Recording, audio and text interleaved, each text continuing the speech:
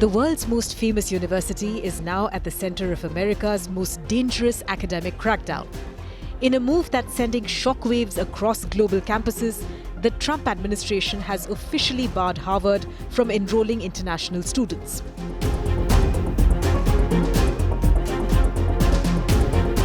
Homeland Security says Harvard can no longer admit foreign students. Those already on campus must now transfer or lose their legal status. The university's Student and Exchange Visitor Program certification, essential to hosting international students, has been revoked. This is because Trump's team says Harvard is allegedly fostering violence, promoting antisemitism, and even coordinating with the Chinese Communist Party. These claims, many unsupported, are the official justification. He's trying to destroy everything good about this country. He's trying to tear down everything that our history and the best aspects of our political system have left us with. He's trying to destroy the legacy of America. He doesn't understand it. He doesn't understand America.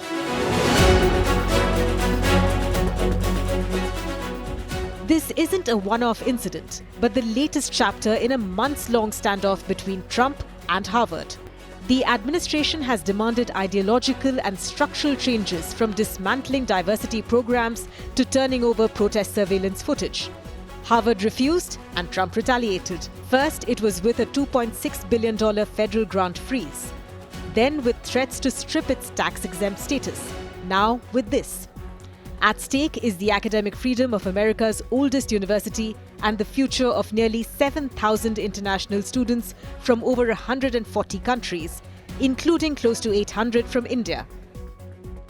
Since returning to office, Trump's administration has unleashed a full-blown cultural offensive on elite institutions, particularly those seen as liberal or pro-Palestine.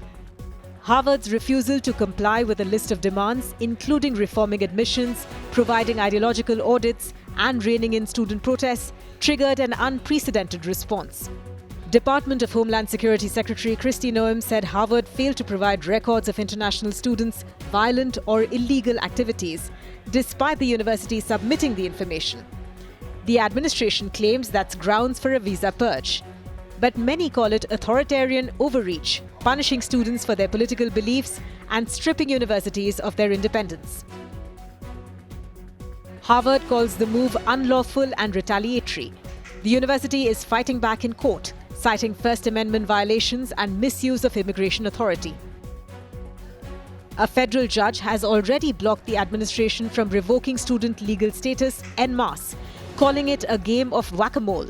The ruling halts arrests or deportations until due process is followed.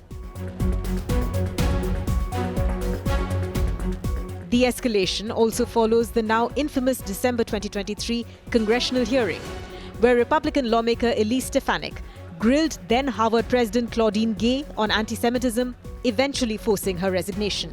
Dr. Gay, at Harvard, does calling for the genocide of Jews violate Harvard's rules of bullying and harassment, yes or no? It can be, depending on the context. Harvard insists it will not bow to political intimidation. President Alan Garber has said, and I quote, "The university will not surrender its independence or relinquish its constitutional rights." But for students, the damage is done. Foreign scholars face sudden academic exile. Research labs risk collapse. Internships, visas, and careers are now in limbo. Students from Austria to India are scrambling for answers. Harvard's international office has urged calm but offered no clarity. Some students may lose their tuition, housing, and immigration status. Experts say the crackdown could lead to a chilling effect, with international applications to US colleges dropping sharply, especially from China, South Asia, and the Middle East.